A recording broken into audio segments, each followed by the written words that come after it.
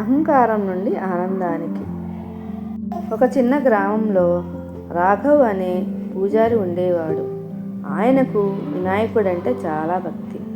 ప్రతి సంవత్సరం వినాయక చవితికి ఆయన స్వయంగా మట్టి విగ్రహాన్ని చేసి ఎంతో ప్రేమగా పూజించేవాడు. ఆ సంవత్సరం పండుగ దగ్గర పడుతుండగా రాఘవ్ మట్టి విగ్రహం తయారు చేసి పనిలో నిమగ్నమయ్యాడు. ఆయన భార్య పద్మ, పిల్లలు రోహన్, కావ్య కూడా ఆయనకు సహాయం చేశారు. కానీ ఈసారి విగ్రహం తయారు చేస్తుండగా రాఘవ్ మనసులో ఏదో తెలియని అహంకారం చోటు చేసుకుంది. నేను ఇంత అందమైన విగ్రహాన్ని తయారు చేస్తున్నాను, ఇది నాకు మాత్రమే సాధ్యం అని అనుకున్నాడు. 10 రోజులు పూజలు ముగిశాయి. గ్రామంలో అందరూ రాఘవ్ విగ్రహాన్ని చూసి పొగిడేసరికి ఆయన అహంకారం మరింత పెరిగింది. వినాయకుడి నిమజ్జనం సమయం రానే వచ్చింది.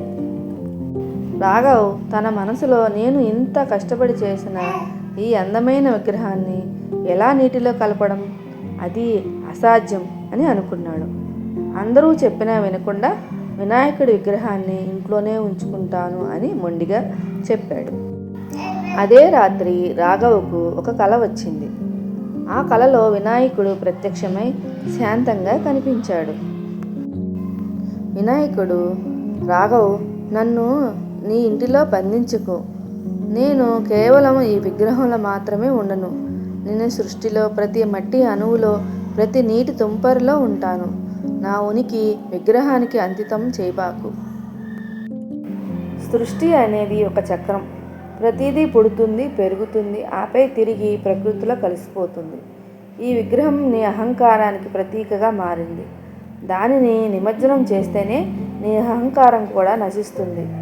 అప్పుడే నిజమైన భక్తికి, ఆధ్యాత్మికతకు అని వినాయకుడు బోధించాడు.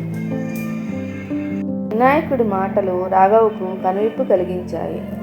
ఆయన వెంటనే నిద్రలేచి తన పొరపాటును గుర్తించాడు. తన అహంకారమే తనకు అడ్డంగా నిలిచిందని తెలుసుకున్నాడు. తర్వాతి రోజు ఉదయం ఆనందంగా పశ్చాత్తాపంతో రాఘవ్ వినాయకుడి విగ్రహాన్ని ఎత్తి ఊరిలో అందరితో కలిసి నిమజ్జనం చేశాడు.